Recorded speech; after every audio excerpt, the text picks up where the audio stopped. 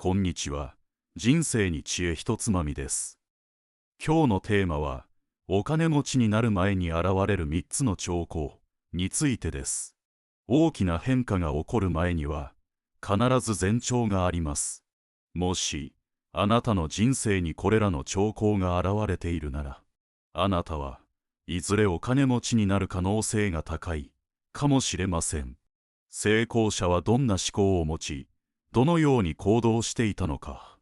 なぜ、普通の人はその兆候に気づけないのか。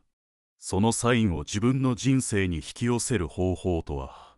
この動画を最後まで見れば、あなたの人生を変える大きなヒントを手にすることができるでしょう。お金持ちになるためにどう生きるべきかを明確に示す内容になっていますので、ぜひ最後までご覧ください。それでは始めていきましょう。大きな変化が起こる前には、前兆が現れます。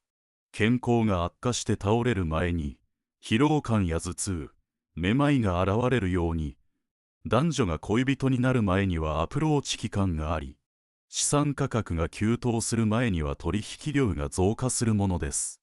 それと同じように、お金持ちになる前にも、特有の兆候が現れます。もし私たちがこの兆候を経験しているなら、いずれお金持ちになる可能性が高いと考えられますし、まだ経験していないなら、その現象を自分の人生に引き寄せる努力をすればよいのです。では、その兆候とは一体何でしょうか。そして、それを誰に聞けばよいのでしょうか。当然ながら、お金持ちに聞くべきでしょう。ただ単にお金を持っている人ではなく、どうすればお金持ちになれるのかを世界で最もよく知る人物に聞くのが理想的です。お金持ちになる方法に関する世界的に有名な書籍ザ・シークレットの実在の主人公であり、世界最高の成功コーチの一人、ボブ・プロクターほど適任な人物はいないでしょう。彼はお金持ちになる方法において、一流の講師ともいえる存在です。彼の語る通りの生き方をしているなら、お金持ちになる可能性は高いと言えるでしょう。そこで今回は、ボブ・プロクターが語る本物のお金持ちになる人の 90% が経験する3つの兆候についてお話しします。1つ目の兆候、自己責任の考えを持つ。お金持ちになる人は自己責任の考えを持っています。ただし、なんてバカなんだと自分を責めたり、自虐的になったりすることを意味するわけではありません。何か問題が起こったとき、その原因や解決策を他人や環境や運のせいにするのではなく、自分自身に見出そうとするのです。この世で私たちが変えられるものは、たった一つ。それは自分自身だけです。これを理解することが成功の第一歩となります。それ以外のものは、私たちの力ではどうすることもできません。他人を変えようとしても、果たして変わるでしょうか。一緒に暮らしている家族でさえ、些細な習慣を変えさせるのは大変です。ましてや、赤の他人や、目にも見えない運や社会全体の流れなど、どうやって変えられるでしょうか。例えば、この資本主義は腐っている、とか金利上昇のせいで投資に失敗した。と愚痴をこぼしても、誰も耳を貸してくれませんし、状況が変わることもありません。もちろん、すべての出来事が自分のせいとは限りません。例えば、職場に一人のやばい人がいて、あなたを苦しめているとしましょう。あいつが狂っているのであって、私のせいではないと思うかもしれません。それはその通りです。しかし、どんなに状況が悪く、周りの人がおかしくても、それにどう対処するか、どんな態度を取るかは、自分自身で選ぶことができます。本当にあの人のせいでストレスがたまる、と嘆いて、一日中気分を害してしまうのも、あなたの選択ですし、どうしてあんな風になってしまったんだろうを、かわいそうだなと憐れむこともできます。また、ある人はこれはまるで映画の主人公みたいな展開だ。人生にはこういう悪役が出てくるものだと受け止めて、自分のメンタルを守ることもできます。あなたの人生の舵を握っているのは、あなた自身です。他の誰でもなく、あなたがどう考え、どう行動するかが未来を決めるのです。どんな状況の中でも、私たちには態度を選ぶ自由があります。日常の些細な出来事はもちろんのこと、命の危機に瀕するような極限状態においてさえ、この自由は存在します。夜と霧現代史の収容所の体験の著者であるビクトール・フランクル博士はこう述べています。人間からすべてを奪い去ることはできる。しかし、ただ一つ、最後に残る人間の自由、それは、自分が置かれた環境の中で、自らの態度を決め、自分の道を選ぶ自由だ。根本的には、どんな人であっても、たとえ極限の環境に置かれたとしても、精神的、霊的にどのような人間であるかを選択する自由がある。フランクル博士の言葉の通り、どんな状況でも、私たちは態度を選ぶ自由を持っています。状況のせいにしたり、他人のせいにしたりしながら、辛い出来事があるたびに責任を回避し、逃げてばかりでは、決してお金持ちにはなれません。お金持ちは、環境に流されることはありません。むしろ、状況を主導し、困難を乗り越えていきます。その唯一の秘訣は責任を引き受けることです。人生に問題が起こるたびに、これは自分が解決すべき問題だと当事者意識を持つことが重要です。そうすれば、どんな困難も乗り越えられ、結果的にお金持ちになることができます。ですから、もし今、あなたが人生の責任をしっかりと受け止め、自分で問題を解決しようとしているのなら、それは非常に良い兆候です。堂々と人生の荒波に立ち向かっていますか？言い訳をせず、自分の責任として受け止めていますか？それこそが、お金持ちになる最大のサインです。二つ目の兆候、他人に笑われる。お金持ちは、普通の人には到底理解できないような目標を掲げ、それを実現した人たちです。他人からそんなの無理だ、現実を見ろ、と笑われるほどの無謀な目標を立て、最終的にはそれを成し遂げる人たちなのです。彼らは、論理的に可能かどうかを綿密に計算してから動く人たちではありません。むしろ、できるかどうかではなく、やる、と決めて挑戦する人たちです。例えば、ある英語講師は、毎朝出勤前に両親に向かって、今日も日本一の英語講師、出勤します。と挨拶してから家を出ていました。すると、母親は毎日、最高、最高、って、よく飽きないねと呆れていたそうです。確かに、彼は当時、ただの小さな英語塾の講師でした。知名度もなく、生徒の数も少なく、全く日本一には程遠い状況でした。しかし、彼は毎日他人からいくら笑われようが努力を積み重ねました。自分の授業の質を高め、わかりやすい英語解説を研究し、ついには YouTube で授業動画を公開し始めました。すると、彼の授業は爆発的な人気を呼びました。こんなにわかりやすい英語の授業は初めて。英語が苦手だったけど、この先生のおかげで楽しく学べる。そんな声が次々と寄せられ、彼のオンライン講座の受講者は数十万人に膨れ上がりました。そして、その男は後に、スタディサプリのカリスマ英語講師として知られるようになった関正夫さんでした。そんなの無理だと言われる目標こそ成功者が掲げるべきものなのです。大きな夢を持ち、信じて努力し続けることで不可能だったことが現実になるのです。また、ある貧しい青年俳優が自分宛てに1000万ドルの小切手を書き、それを財布に入れ、3年以内に1000万ドルを稼ぐと決意しました。当時、彼は代表作もなく、食べるお金すらない状況でした。夢を見るのは勝手だが、現実を見ろと言いたくなるかもしれません。しかし、3年後、その俳優は映画バットマン、フォーエバーの出演料として1000万ドルを受け取りました。彼の名前はジム・キャリーです。お金持ちは、こうして他人が笑うような無謀な目標を掲げ、それを現実にしていきます。彼らは単に楽観的だったから無謀な目標を立てたのではありません。これはお金持ちになる人が共通して持つ思考法なのです。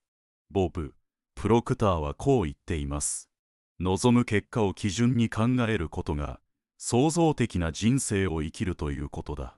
目の前の結果にとらわれて可能性を無視することは、自らの可能性を閉ざし、現状に縛られることにたならない。発想の転換が必要なのです。普通の人は、現実を基準に、できそうなことだけを選ぶという考え方をします。しかし、お金持ちになる人は違います。理想の未来をまず思い描き、そのためにどうすれば実現できるかを逆算するという発想を持っています。例えば、現実を基準に考えると、今の資金はたったの100万円しかない。どうやったら100億円なんて稼げるんだ。となり、答えが見つかりません。しかし、発想を変えて、自分はすでに100億円の資産家だと仮定し、そこに至る道筋を考えると、答えが見えてきます。まず、支出を最小限に抑え、収入を増やす方法を考え、シードマネーを貯めます。そして、年平均どの程度の利回りで投資すれば、何年後に100億円に到達するのかを計画します。このように、現実に縛られるのではなく、未来の成功を基準にして考えることが、お金持ちになるための思考法なのです。依然として100億という目標は遠いですが、いくらのシードマネーを貯めるべきか、どのくらいの利回りが必要か、どれくらいの時間がかかるかなど、目に見える具体的な中間地点ができます。すると、今すぐできることが見えてくるのです。これが行動を生み、行動が少しずつ人生を変えていきます。現実に不満があり、人生を変えたいからこそ夢を見て目標を立てるのに、なぜ現実を基準に判断してしまうのでしょうか。夢というのは、もともと叶えられないかもしれないと思うからこそ、見るものなのです。ボード・シェーファーの著書、勝者の習慣には、こう書かれています。人生の目標に合わせて現実を作り上げなければならない。目標を設定しなければ、人はガラス瓶の中のかぼちゃのように、決められたサイズのままで成長が止まってしまう。もし1ドルを望めば、人生は正確に1ドルしか与えてくれない。お金持ちは現実に夢を合わせるのではなく、夢に現実を合わせるのです。非現実的な目標を掲げ、周囲からそんなの無理だ、と笑われるほどの夢を持ち、どうすればそれを実現できるのか。と考え、行動に移していくのです。あなたには無謀な目標がありますか？ぜひ、コメントにあなたの無謀な目標を書いてみてください。すると、必ず誰かがやってきて、そんなの無理だ、現実を見ろ、と嘲笑するでしょう。でも、実際に目標を公言すると、何が起こると思いますか？2024年1月1日、ある YouTuber が1年以内にチャンネル登録者1万人を達成する。と、自身のチャンネルのコメント欄に書き込みました。その時点で、彼の登録者数は、たったの56人でした。10万人登録者がゴロゴロいるこの時代に、1万人なんて大したことないと思う人もいるかもしれません。でも、YouTube をやったことがある人なら、56人から1万人に増やすことがどれほど難しいか、よくわかるはずです。そして、ちょうど1年後の2025年1月1日、彼のチャンネル登録者数は 18,157 人になっていました。きっと、当時の彼のコメントを見た人の中には、56人が何を夢見てるんだよとバカにした人もいたでしょう。しかし、論理的に考えることをやめ、非現実的な目標を掲げて挑戦し始めたとき、奇跡が起こるのです。そして、彼はもう一つ無謀な目標を立てようと思っています。2025年12月31日までに、チャンネル登録者100万人を達成する。正直、これ、本当にできるのか、と彼自身でも思っています。でも、それでも構いません。目標を決めて、どうすれば達成できるのかを逆算して考えることで、今よりもっと努力し、成長できることを彼はすでに学んだからです。一緒にやりませんか？あなたの無謀な目標をコメントに書いてください。そして、目標がぼんやりしてきたときは、ここに戻って自分のコメントを読み返してください。また、他の人の目標にも応援や励ましのコメントを残してあげてください。もちろん、誰かが、こいつらバカじゃねえ、と笑いに来るかもしれません。でも、どうでもいいんです。私は夢を叶えるために行動する。そしてその夢をバカにするやつは、ただいまを生きるだけの本物のバカ。それだけの話です。断言します。この動画のコメント欄は、1年後、2年後、10年後に、聖地になっているでしょう。なぜなら、無謀な目標を宣言することこそが、お金持ちになるための確実な兆候だからです。3つ目の兆候、収入に満足しない。お金持ちになる前に必ず経験する最後の現象、それは、収入への不満です。お金持ちになった人たちは皆、自分の稼ぎに満足せず、もっと多くの価値を生み出せるはずだと考え、行動した人たちなのです。与えられたものに感謝しなければならないと考える方もいるかもしれません。感謝の気持ちは確かに大切です。自分の能力を認めてくれ、安定した給料を支払ってくれる職場に感謝するのは当然のことです。大金を稼げなくても、自分を必要としてくれるお客様のために働けることに感謝するのも素晴らしいことです。しかし、感謝することと満足することは別の話です。感謝するからといって、ただ与えられるものを黙って受け取れということではありません。感謝しながらも、さらに多くのものを求めることは可能です。より多くのものを追求しながらも、幸せに生きることはできます。今あるものに感謝すべきだという言葉を、どうせ現実は変わらないから、黙って満足しろという意味で受け取ってはいけません。お金持ちはこの不満に挑んだ人たちです。ここでいう不満とは、単に収入が多いか少ないかという問題ではありません。それは、自分の収入を誰が決めるのか、という問題です。私たちがどれだけ稼ぐのかを、他人に決めさせてはいけません。自分で決めるべきなのです。もし、誰かに収入を決められたままで、それに満足できないなら、どうすればいいでしょうか。そこから抜け出し、自分の仕事を始めるしかありません。私たちのほとんどは、他人が決めた金額を稼いでいます。自分がどれだけ大きな価値を生み出そうとも、会社や社会が決めた範囲でしか報酬を得られません。例えば、あなたが会社にとって10億円の価値を持つ契約を取ってきたとしても、せいぜい成果報酬で1000万円もらえるくらいでしょう。他人が決めた収入の枠にとらわれている限り、決してお金持ちにはなれません。お金持ちは、自分の収入を自分で決める人たちです。彼らは起業をしたり、投資をしたり、副業をしたりしながら、自分の努力に見合った収入を得られる環境を作り上げます。だからといって、会社員なんてやっていられない、と言って、すぐに退職してはいけません。むしろ、給与という安定した収入源を維持したまま、追加で価値を生み出せる方法を探すべきです。会社員でありながら投資で成功した多くの人々たちは、成功への道には、必ずオーバーラップ重なる期間があると語っています。まずは会社員と投資を両立し、投資家としての基盤を作る。投資が給与以上の収入を生むようになったら、フルタイム投資家に転向する。